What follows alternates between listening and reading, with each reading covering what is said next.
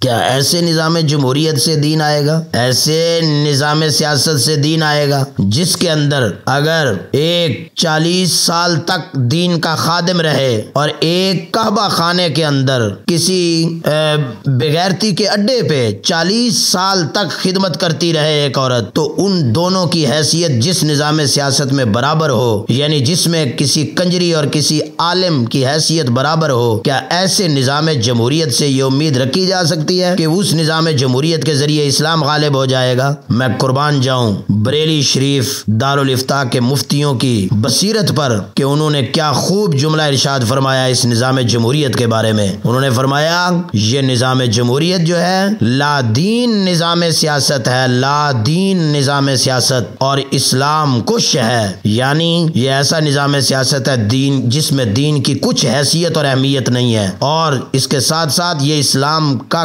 قاتل نظام ہے، یہ اسلام کو قتل کرنے والا نظام ہے۔ ارے جو اسلام کو قتل کرنے والا نظام ہے اس نظام کے ساتھ اسلام لانے کی بات کرتے ہیں۔ چون کفر از کعبہ برخیزد کجا ماند مسلمانی، جب ایسے دین کے خدمت گزار اور دین کے ایسے نام نہاد مولویوں سے ایسی باتیں ہوں گی تو عوام سے کیا کس چیز کی امید رکھی جا سکتی ہے؟ اللہ تبارک و تعالی ہمیں کاملین اولیاء کے زیر سایہ رہ کر دین کی خدمت کا جذبہ عطا فرمائے اور دین کی خدمت کا کام ہم سے لے لے۔ یہ کوئی انقلاب نہیں ہے بلکہ یہ دین سے استہزاء ہے، اور یہ ایسے الفاظ بولنے والوں پر توبہ لازم ہے، اور اس سے لزوم کفر آتا ہے کہ جو شخص یہ کہے کہ موجودہ نظام تعلیم میں بچہ اگر جا رہا ہے تو وہ لبیک یا رسول اللہ کہہ کر جائے۔ یہ اسی کی طرح ہے جیسے کوئی شخص حرام کھانے لگا ہے تو اس پر بسم اللہ پڑھنا جو ہے وہ کفر ہے، فقہاء کرام نے فرمایا ہے۔ اسی طرح موجودہ لادین نظام تعلیم حاصل کرنے کے لیے جانے والا لبیک یا رسول اللہ کہے تو اس سے لزوم کفر لازم آتا ہے۔ اللہ تبارک و تعالی ہمیں سمجھ اور ہدایت عطا فرمائے۔ حال ساڈے ملا پیراں نال انگریز یہودی نے کیتا ہے۔ انہیں کیا ہے بھئی اسلام لے آمنا ہے، طریقہ کی ہے جی؟ آؤ جی اسمبلی دے ذریعے آؤ کوشش کرو اسمبلی دے ذریعے۔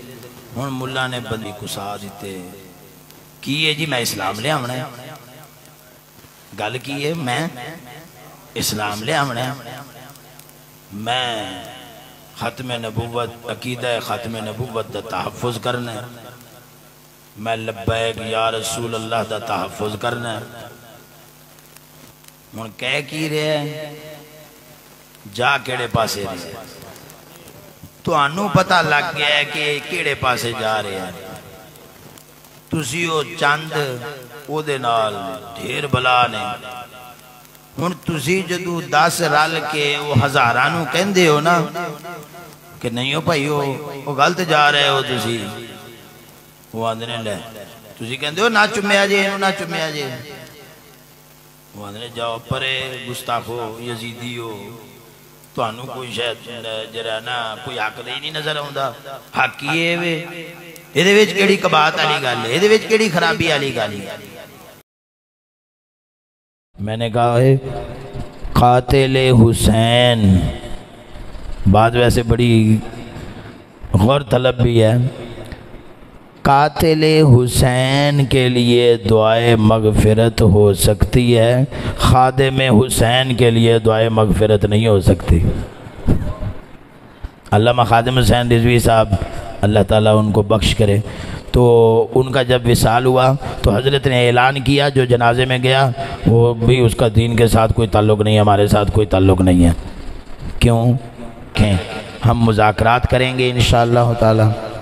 علامہ سعد حسین رضوی صاحب کے جو مجلس شورا کے اراکین ہیں ان کے ساتھ بھی مذاکرات ہوں گے، ہمارے معاہدے ہوں گے اس بات پر کہ بھئی جو باطل نظام ہے ان کو ہم باطل کہیں گے، ہاں آپ کی جو شخصیات معظمہ ہیں ان کو گالیاں نہیں نکالیں گے۔ یہ جو ہر وقت ہم نے ایک ہبڑاس نکالنے کا ایک بنا رکھا تھا طریقہ، یہ اب نہیں چلے گا۔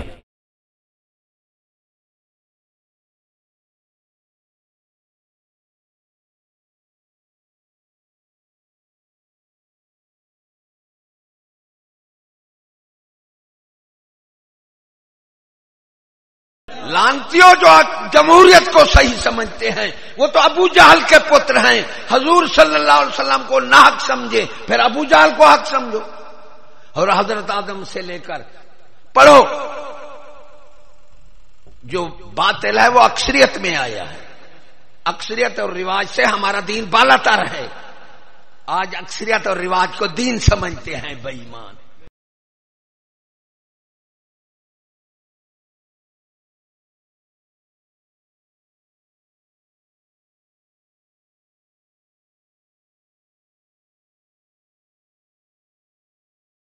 ارے چشتی تو تمہیں بھی بچا رہا ہے، قوم کو بھی بچا رہا ہے، وہ تمہارا بھی دوست ہے اور قوم کا بھی دوست ہے.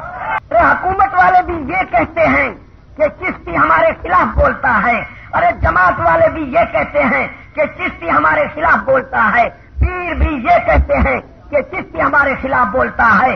ارے خدا کی قسم کسی کو یہ جرأت نہیں ہوئی کہ چشتی قرآن اور حدیث کے خلاف بولتا ہے.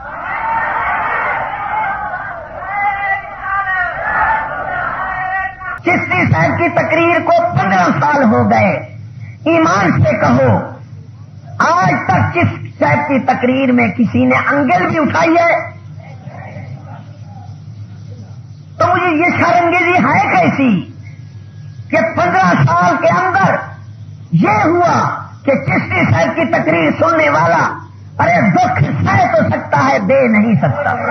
اگر قاضی اسلام کہیں نہیں تو المفتی مفتی اسلام دا فتوا چل رہا ہے اور شرعی فتوا چل رہی چیز صاحب دا.